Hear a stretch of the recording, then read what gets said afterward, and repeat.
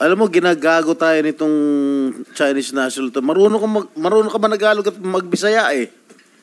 Kunwari lang, hindi ka marunong eh. I know you understand Tagalog and the Visayan language.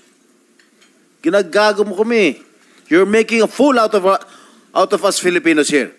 Bakit mo siya pinagkakatiwalaan? For the businesses po, Sen, I refuse to answer po. Alam mo, dapat hindi go apelyido mo, Alice C ka dapat eh. Alice Sinungaling.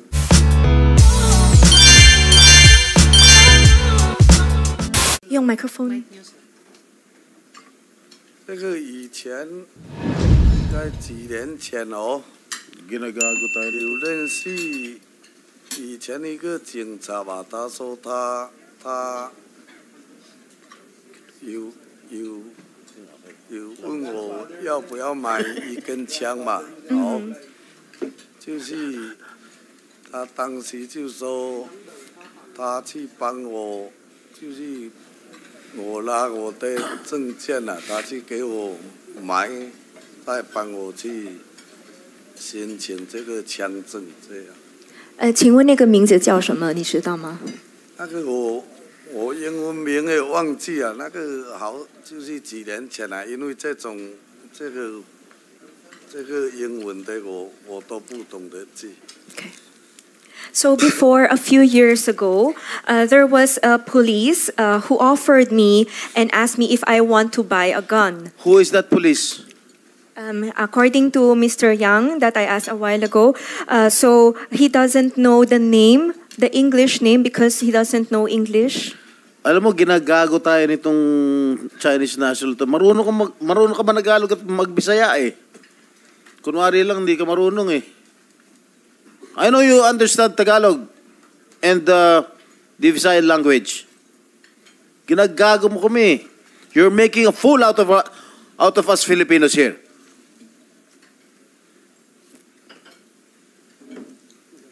Senator Joel. Yes, Madam Chair. It's really saddening na kung paano tayo paiikutin at babastusin lang nitong mga Chinese nationals na ito. Madam Chair, let me also ask, nung nahuli po kayo, Mr. Tony Yang, when you were arrested in Cagayan de Oro Airport, marami hong nakakita na naghatid sa inyo, naka-escort po kayo ng mga kapulisan nung September 19. May we know kung sino itong mga nag-escort sa inyo? Bakit kayo ine-escort ng kapulisan? OK， 杨先生有一个问题，就是在9月19号，你在卡嘎yan机场被抓到的时候，你旁边有一些警察陪着你，请问这些警察是谁？而且他们为什么要陪着你？在哪里？就是在卡嘎yan机场被抓到的时候，9月19号。我都不是在卡加延机场被抓，我在马尼拉机场啊，都没有警察陪着我啊。So it was in Manila Airport when I was caught, and there was no police who was with me. Anyway, I don't expect you to answer this committee honestly, but I just hope that you rot in jail. Let me ask, Madam Chair, si Ms. Guo Huaping. Wala pala Nasaan si Guo Huaping? Pumunta ba sa Sige. ladies room? Okay, Bago pagbalik si po Guo niya, Huaping, Senator Joel. Kaya Mayor Dong na lang ako, Kalugay. Mayor, ano po yung trabaho nyo, just for the record, before you entered politics? Dati po akong police po, Your Honor. Police sa Pangasinan, PNP, sir. Dati po sa Karami po, tapos sa Pangasinan, Your Honor. Kailan ho kayo pumasok sa politika? Just for the record. 2019 po, Your Honor. 2019. So bago ho kayo pumasok sa politika, ano ho yung posisyon nyo sa bilang isang pulis? Intel operative Anong po. posisyon nyo po? Anong rango nyo? PO1? PO...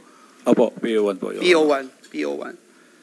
Your Honor, nung pulis po kayo, nag-PO1 po kayo, pumasok kayo sa politika, 2019, you defeated Mr. John Arcinu. Tama po ba? Siya yung kalaban po ninyo. Tapos yung 2022, yung dating kongresista, si Boying Celeste, yung kalaban po ninyo. Is that correct? Opo, Your Honor. Okay. Kailan po kayo nag-start magnegosyo, Your Honor? Naging mayor na po ba kayo o nung pulis po kayo, nagninegosyo na po kayo? Nung police po ako, Your Honor, meron po kaming family business po sa construction ng aking kinakasama, Your Honor. Okay ho. Pero nung naging mayor ho kayo, mas naging business-minded po kayo. Is that correct, Your Honor? Ano po yan, Your Honor? Hindi ko po Nung naging mayor po kayo, mas naging business-minded ho kayo. Can I say that correctly? Hindi na po masyado, Your Honor. Hindi masyado because nung naging mayor po kayo, I have here with me, nadagdagan ho yung mga negosyo nyo. Nag-start ho kayo ng negosyo 2020, another negosyo 2021. Can we show this on slide? And then 2024, nagnegosyo ho kayo. Wala ho lahat yan before kayo naging mayor. Am I correct, Your Honor? Opo, Your Yes. Honor. So ibig sabihin, mas dumami po yung negosyo nyo talaga nung naging mayor na po kayo. Ayon po dun sa dokumento din na nakuha po natin, nag-request po kayo nung mayor kayo ng authority mula sa Sangguniang Bayan para po umutang ng 500 million pesos sa Land Bank. In fact, mahigpit pong tinutulan ito ng mga taga-Suwal. May mga rally nga po. Pakita natin yung rally nung time na yon, no? May aligasyon po mula sa mga taga-Suwal na pinampondo po ito doon sa mga POGO operations. Ano ang masasabi nyo dito, Your Honor? Hindi po totoo, Your Honor, na pinangpundo po yan sa POGO. Andun po yung mga proyekto po na kung saan po ginamit po yung loan, Your Honor. Nakapagbigay na po ba sa COA ng mga dokumento para ma-verify po ito? Kasi itong inutang nyo po ay lumabas po doon sa first COA audit, lumalabas po doon na walang copy sila ng loan agreement. Yun po yung unang lumabas sa COA audit. And I think in 2021, finally, you were able to give a copy of that loan agreement. Tama po ba yun? Hindi ko po naintindihan. So, mayor ka po, hindi nyo po alam na pinlag kayo ng COA tapos after 1 year, nag-submit po kayo nitong loan agreement. And finally, sabi ng COA, okay, may loan agreement kayo, pero dun sa 2022 report ng COA, nakalagay po dito, hanggang ngayon, wala po kayong ibinibigay na status ng project. Is that correct, Your Honor? O finally, nakapagbigay na po kayo ng status report? Ang alam ko po, may nabigay na pong report po. Siguro, ingi ang committee ng kopya nitong status report para mapakita po natin na itong inutang ng bayan ng Suwal sa Land Bank na nagkakahalagang 500 million ay may napuntahan at hindi po ito napunta sa POGO o anumang personal na inyong negosyo. Okay lang ho ba? Makahingi kami ng kopya. Magbibigay po kami, Your Honor, magpo-produce po kami ng copy po kung saan napunta po yung loan na 500 million po, Your Honor. Tama po. Pakisubmit agad sa komite, Thank you. Mayor Kalugay. Your Honor, Mayor Kalugay, nabigyan ho kayo ng top performing LGU for 2022 and 2023. Tama po ba? Nabigyan po kayo ng award. I think ng DILG po ito. Huwag niyo sabihin hindi niyo alam. Siyempre, pinagmamalaki niyo po ito. Opo, Your Honor. Mayor, sagot ka lang ng tama. Hindi tayo magkakatalo kung tama at katotohanan lang yung sasabihin nyo. Anong dahilan? Ba't nakakuha po kayo nitong award na ito? Maayos po yung pagpapatakbo po natin. Maayos. Opo. Masasabi nyo, dahil tapat at transparent. Yun po yung nakalagay sa award eh. Opo, Your Honor. So yun yung sinasalamin po ninyo bilang isang mayor at leader ng Suwal. Opo, Your Honor. Okay. Bukod pa dyan, binigyan kayo ng DILG ulit ng Seal of Good Financial Housekeeping 2019. Kayo po yung nag-post nito, nakita ko sa post po ninyo. Tama po ba ito? Tama po, Your Honor. Do you take pride of that na transparent kayo at maayos ang pamamalakad po ninyo? Do you take pride? Opo, Your Honor. Bilang isang mayor, sir, masasabi niyo po na transparent at tapat po kayo. Sa paanong paparaan niyo po ito pinapakita bilang mayor? May mga programa po ba kayong pinapatupad para dito, Your Honor? Your Honor, marami po kaming programa po sa aming LGU. Yeah. So, you mean to say, pinupush mo talaga yung transparency, walang tinatago, pinapakita sa mamamayan, especially as a public servant, because public office is a public trust. Do you embrace that, Your Honor? Opo, Your Honor. Thank you. Marami Just a yes or no, that will suffice, Your Honor. Pinag-uusapan lamang din yung transparency, Madam Chair. May we ask the good mayor kung wala po siyang tinatago sa atin at sa mamamayang Pilipino? Your Honor, wala po akong tinatago po sa Okay. inyo. So, ibig sabihin ho ba, willing kayong pumirma ng waiver para malinis mo rin yung pangalan mo kung totoong yung mga pinaparatang na may daang milyones ka, may kinuha ka sa bangko, are you willing to sign that waiver, bank waiver, Mayor? Opo, Your Honor. You're willing? Willing po ako. Yeah. Let's put that into the records, Madam Chair, at maraming salamat, Mayor. I salute you. Dito po sa pinakitang mga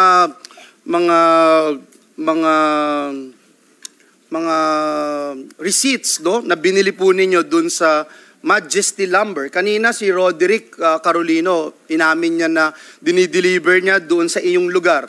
Iyo daw po yun, yung happy whatever compound something.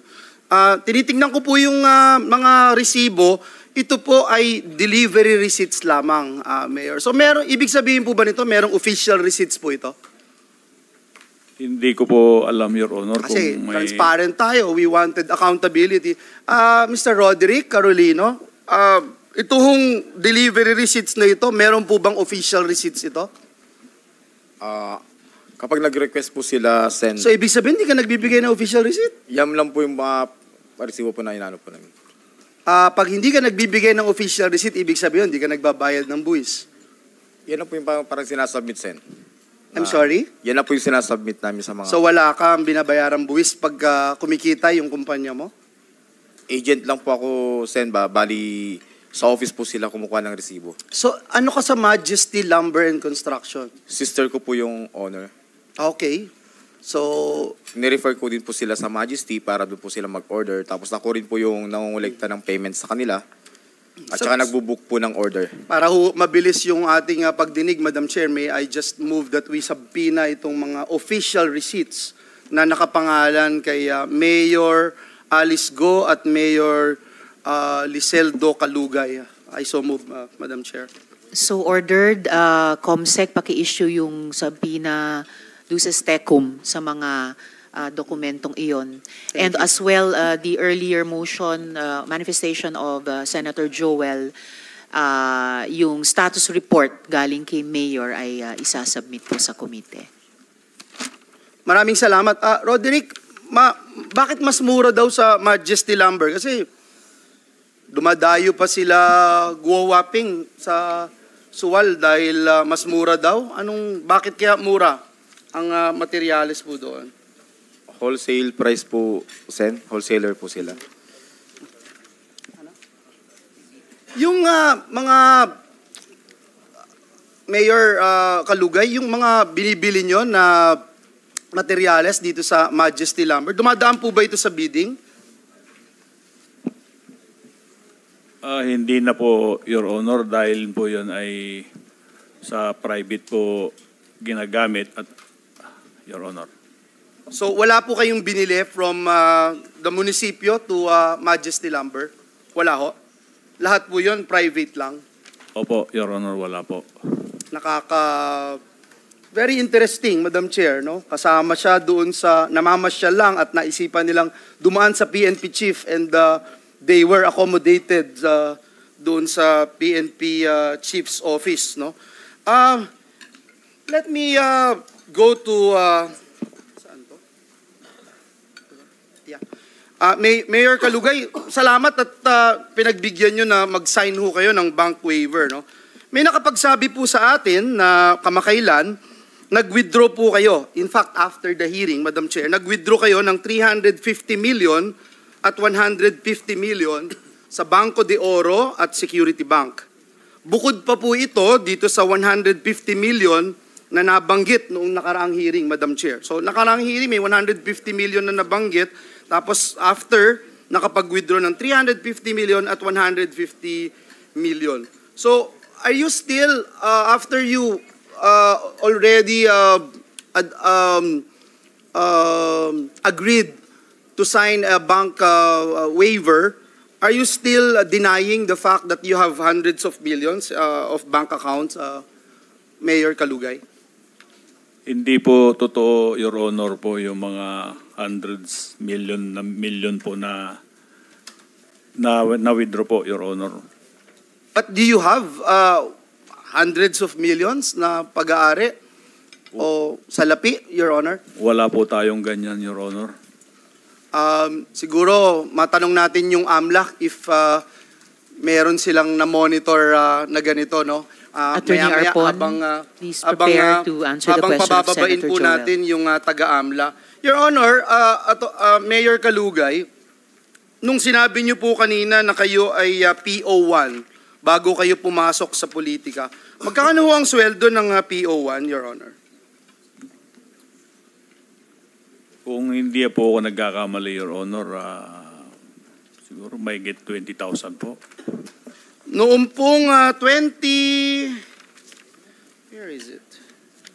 Noong 2018, nakabili po kayo in cash, Your Honor. Nakabili po kayo in cash dito sa salin na kabibigay nyo lang po sa amin. Nakabili po kayo in cash ng 8,840,000 2018. Residential lot in Poblacion, Sual, Pangasinan. Pero ang 2018 na sweldo ng PO1, Your Honors, Madam Chair, is more or less 14,834. May we know, sir, during the time as PO1 ng PNP, isa pa lang ho ito, no? Isa pa lang na binili po niyo nito. Meron na po kagad kayo na 8,840,000. Is that correct, Your Honor? Opo, Your Honor. Saan galing po yung pinambili po ninyo? Hindi lang po ito sweldo nyo, I'm sure. Opo, Your Honor, at meron po kaming family business po ng aking kapartner po, Your Honor. At pinahiram po sa inyo to, personal sa inyo, Opo, Your ng Honor. buong pamilya. Opo. Anyway, sige po, at we'll ask later yung sa AMLA, no, tungkol po dito. Punta lang ako kay Miss Guo Huaping dahil kanina ko pa ho siya hinahanap pero hindi siya available kanina, but we can understand. Ma'am, kilala niyo po ba itong si Alexander Abrenica? Yes po, Your Honor. Ano niyo po siya? Municipal Administrator po. Municipal Administrator. Itong rin po yung nakita namin, no? Siya po yung napili niyo, Miss Guo Huaping, na pumalit bilang presidente ng QJJ Farms matapos mong mag-divest. Is that correct? This is a public record. Sen, regarding po dun sa mga businesses po, I invoke my right against self-incrimination. It's a po. public record, ma'am, Madam Chair, na siya po yung pinalit na presidente ng QJJ matapos pong mag-divest si Guo Huaping. Nagtayo rin po kayo ng negosyo, ito pong Sidag Realty Corporation. At kasama nyo din po itong si Alexander Abrenica, is that correct? Bilang isa sa mga incorporator. Madam Chair, Senador, hindi po yun natuloy. Hindi natuloy. Hindi po natuloy. Actually, in fact, cancelled na po yun. So, tinayo pero hindi natuloy at kasama, kung natuloy, siya ay isa sa mga incorporators. Is that correct, Your Honor? Hindi na po siya natuloy at cancel na po yung Kaya nga po, documentation ang tanong ko nga po, kung natuloy po ito, siya ay kasama pa rin, kung natuloy. Kasi nandun ho yung mga records, incorporator din po siya. Opo, pero hindi po natuloy Bakit po siya yung pinili yung municipal administrator ng Bamban? gaano siya kalapit at talagang pinagkakatiwalaan niyo po siya. Kasi pagkakatiwalaan niyo po yung negosyo niyo sa kanya, sabi niya yung QJJ, yan lang talagang bread and butter po ninyo. Madam Chair and Senador, for the question po, I refuse to answer po dahil po may ongoing cases na rin po sa akin sa Valenzuela po, sa graft and And he is corruption. a municipal administrator. Kasama ba sa tungkulin niya na mag-run ng iyong personal negosyo kagaya ng ginawa ni Kat at saka ni G nung nakaraang pagdinig na personal na yung mga nauutos mo sa kanila pero sila ay nakalista bilang empleyado ng munisipyo ng Bamban? Gawain niyo po ba talaga ito? Madam Chair and Senador, I invoke my right against Madam Chair, self-incrimination po. if, Senator SP Pro Joel, Tempore. good day. The question of Senator Villanueva and your supposed answer will not affect your cases. Wala hong relasyon yan. Ang tinatanong lang ni Senator Joel, bakit mo kinuha si, ano yung pangalan niya? Alexander Abrenica bilang iyong administrator at nagpapatakbo ng iyong mga negosyo? That will not affect your cases. Your pending cases. So you have to answer it, Alice. Madam Chair, Senador, for the municipal administrator po, tumulong po siya nung nakaraan na election and doon sa businesses po, I invoke my right against self-incrimination sa mga kaso na po na isampa po sa akin. Hindi, ang tinatanong lang si Senator Joel, bakit mo siyang pinagkakatiwalaan na magpatakbo ng mga negosyo mo? He's not going into details regarding your businesses.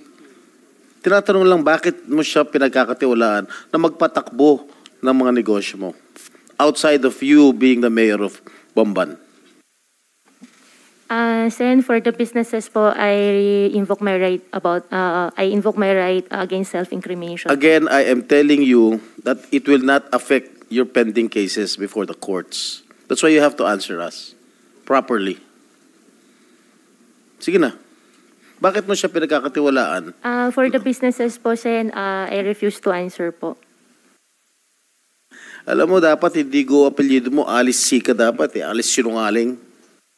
Madam Chair, Go Waping, ang tinatanong lang namin, bakit mo siya kinuha? Sabi mo, kinuha mo siya bilang municipal administrator dahil tumulong siya nung halalan. Kaya mo siya kinuha. Pero nung kinuha mo siyang administrator, kinuha mo na din siya na mag-run ng iyong negosyo. So, ang tinatanong lang namin, anong relasyon niyo mo sa kanya? Bakit mo siya sobrang pinagkakatiwalaan? Kamag-anak mo ba siya? Sinagip ka ba niya sa buhay mo? May bumaril sa'yo at hinarang niya yung katawan niya. Ganun mo siya pinagkakatiwalaan eh. Buong buhay mo. So, we just wanted to find out. Kasi, kaya namin tinatanong sa'yo, this is in aid of legislation, we wanted to find out why a chief executive can actually do anything. Parang lahat pwede mong gawin. Si G at si Kat, nagulat dito sa Senado, sa pagdinig, pinapagawa mo na siya ng mga bagay na hindi na para sa munisipyo ng Bamban. And yet, sila ay nasa ka-payroll sa munisipyo ng Bamban. Ito, municipal administrator mo pa. Siya na yung talagang pinaka-representative mo sa buong Bamban. And yet, siyang magmamanage at siyang pumalit sa'yo bilang presidente nitong QJJ. So, we just wanted to understand. Bakit siya? Madam Chair, Senador, regarding kay G tsaka kay Kat po, nung time po na binigyan ko po siya ng instruction, hindi na po sila employee po ng munisipyo. Regarding naman po kay administrator naman po, tumulong po siya nung election at siya yung inupo ko pong municipal administrator po. And for the businesses po, I invoke my right against self-incrimination po. Okay, alam mo, isa pang kasinungalingan na binanggit nyo dito, Sheila, kasi, sabi nyo, Sheila, nung una, kayo lang ni Alice, ni G at ni Kat yung pumunta sa trip, no? Yung barkada trip ninyo nung Chinese New Year. Tapos, yung sumunod, nadagdag na si Cassie tsaka si Duan Renwu. Ngayon, tinignan namin yung manifesto ulit, binalikan namin, katabi mo nga kasi itong si Alexander Abrenica eh. Natatandaan mo ba yon? Nung nagbarkada trip kayo sa Taipei para mag-celebrate ng Chinese New Year, kasi kilala mo ba si Alexander Abrenica? Hindi po, Mr. Chair. Hindi mo siya kilala? Hindi po. Hindi mo natatandaan na kasama mo siya at si Duan Renwu at si Sheila at si Alice nung nagkaroon kayo ng barkada trip sa Taipei? Ito yung trip nyo sa Taipei. Hindi po. Sheila, nakalimutan mo rin yan? Pangatlo na to na nag-iiba-iba yung kasama po si Alex. Opo. Kasama. Opo. Okay. So sa pangatlong pagkakataon kasama na. Alice, kasama si Alex Abrenica. Bakit siya kasama dun sa barkada trip ninyo sa Taipei para mag-celebrate ng Chinese New Year kasama si Duan Renwu? Doon sa Taipei po na trip po, yes po, after Chinese New Year po yan. Supposedly, mag-ano lang po kami, mag-shimenting lang po kami. And initially po, dapat mas marami pa pong mayor's office staff po kasama. However, na-cancelled lang po. Si Duan Renwu naman po, sinama lang po ni Cassie dahil in-invite po ni Wesley po si Cassie.